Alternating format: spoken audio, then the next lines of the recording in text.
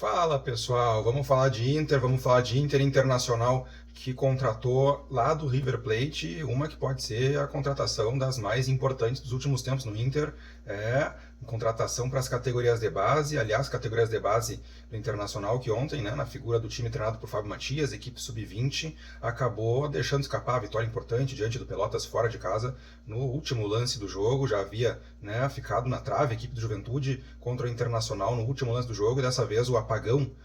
nos instantes finais de partida sofrido pela equipe sub-20 do Inter acabou ocasionando a perda da vitória, acabou ocasionando o empate e a perda de 2 pontos importantes no Campeonato Gaúcho, lá em Pelotas, sob o olhar atento de Miguel Ramírez. Se você não me conhece, eu sou Gregório Farias, esse é o canal Farias Colorado, deixe seu like no vídeo, muito importante, inscreva-se no canal se ainda não é inscrito e ative o sininho das notificações para ficar sabendo sempre que eu postar vídeo novo. E vamos pro vídeo assim que tocar a vinheta.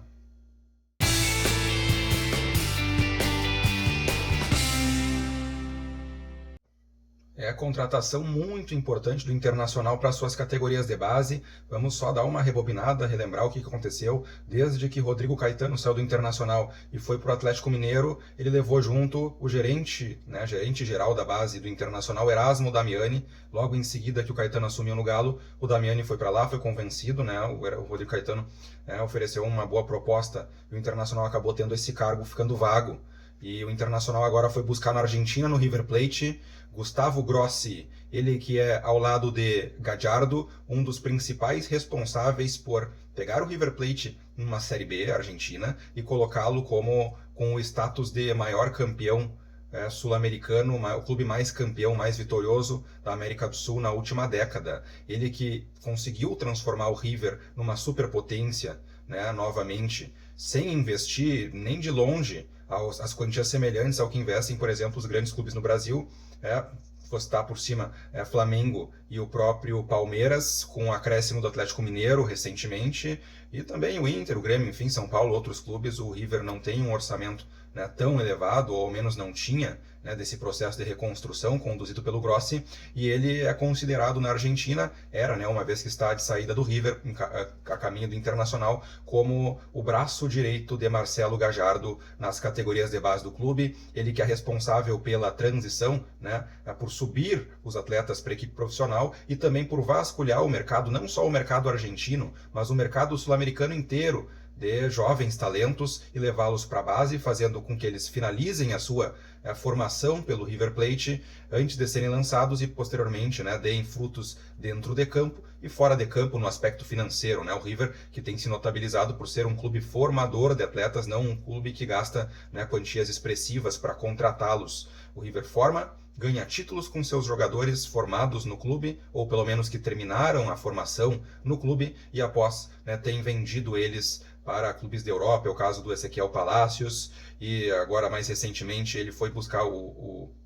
Gustavo Grossi foi buscar o Nico de la Cruz, que é um dos jogadores mais qualificados em atuação na América do Sul, e também o zagueiro Martins Quarta, um zagueiro espetacular, recentemente subido das categorias de base do River. Enfim, é um passo importante naquele projeto pelo qual Alessandro Barcelos foi eleito, de reconduzir o Internacional a um status de clube formador, clube que vence títulos com seus jogadores formados em casa, formados no celeiro de ases, e que posteriormente os vende,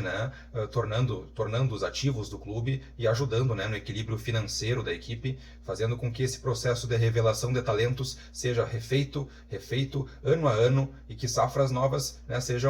sejam prospectadas nas categorias de base, para que o clube não fique em um ano com um saldo de vendas multimilionário e no ano seguinte não tenha jogadores revelados em condições de serem vendidos. E aí tu gera um superávit no ano e um desequilíbrio financeiro muito maior no ano seguinte, por uma entre-safra de jogadores das categorias de base. Internacional que tem sido, inclusive, bem sucedido nesse processo de reconstrução da sua categoria de base. Não à toa, a equipe sub-20 do Inter é a atual campeã da Copa São Paulo, que é a competição mais importante da categoria, e ganhou com uma equipe sub-20 do Juventude, equipe da Série A, na primeira rodada do Gauchão, e acabou ontem, aí eu passo para o próximo assunto desse vídeo, sofrendo empate para o Pelotas fora de de casa no último lance do jogo. Relembremos que contra o Juventude, no último lance da partida, o jogador da equipe de Juventude já havia ficado cara a cara com o goleiro Daniel e chutado na trave. E a gurizada havia se escapado de ceder o empate no último lance em uma desatenção. Dessa vez, né, não teve santo que ajudasse. E eu até falei sobre isso no meu perfil do Instagram. Se você ainda não segue por lá,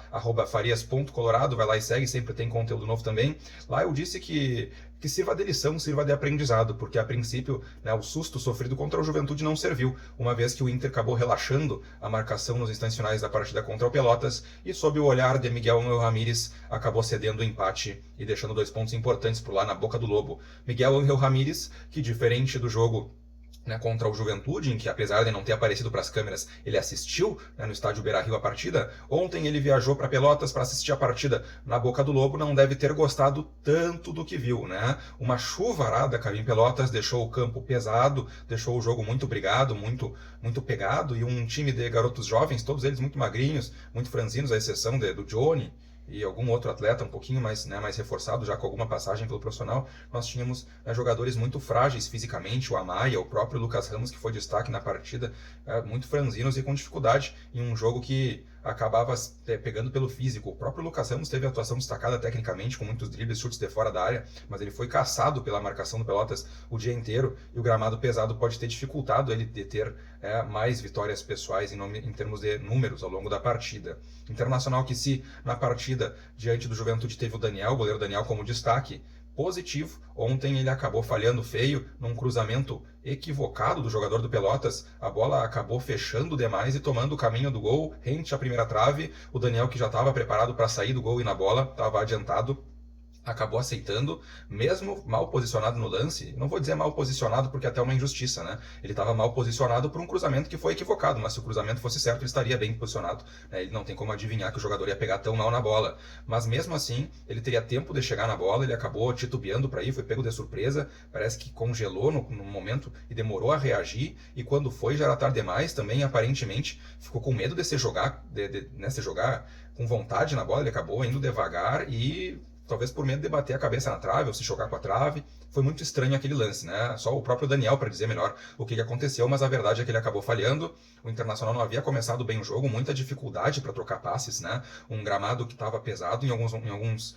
espaços do campo, a bola parava na água com muitas poças, e em outros ela corria demais. Então a dosagem da força certa nesse passe, nessa troca de bolas, nessa troca de passe pelo chão, estava muito complicado para a gurizada do Inter, né? E acabou dificultando e deixou o Pelotas inicialmente melhor na partida. Abriu 1-0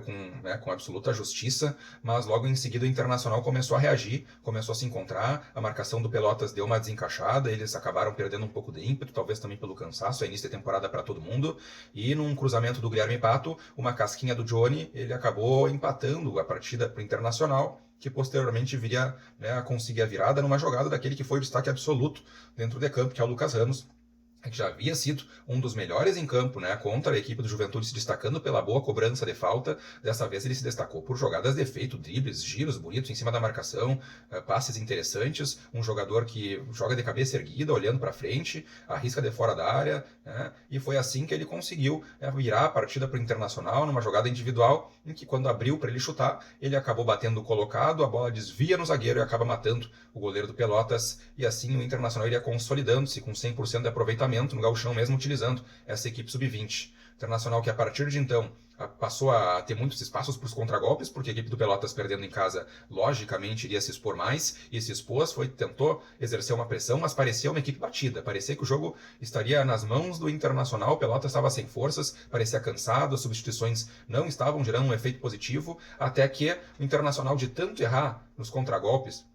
em alguns momentos, né, por tomada de decisão errada, jogadores sendo fominhas, por outros momentos por afobação, o próprio Guilherme Pato ia saindo na cara do goleiro, acabou se atrapalhando na condução de bola, ficando preso entre o goleiro e o zagueiro, não conseguiu finalizar. E em outros lances, o próprio centroavante que entrou no segundo tempo, Matheus Cadorini, pareceu muito lento, muito pesado, não parecia um jovem jogador, né, magro, com capacidade física, parecia um veterano se arrastando em campo, mesmo tendo entrado no segundo tempo. Alguns contra-ataques caíram no pé dele e olha, ele parecia estar jogando em câmera lenta. Tem que cuidar isso aí, vamos ver se daqui a pouco não foi só o gramado pesado, mas se aquela realmente for a real condição física daquele atleta, no profissional vai ficar difícil para ele. E aí o Internacional desperdiçando contragolpe atrás de contragolpe. Nos instantes finais, uma blitz ofensiva da equipe do Pelotas, a marcação colorada afrouxou pelo meio, uma enfiada de bola na lateral esquerda do Inter, que na verdade não era nem lateral esquerdo do Léo Borges que estava marcando, era o Guilherme Pato, ponta esquerda, que retornou para recompor. O Léo Borges foi para dentro da área e numa bola enfiada às costas do Guilherme Pato, uma falha, um vacilo de posicionamento dele, de toda a defesa do Inter,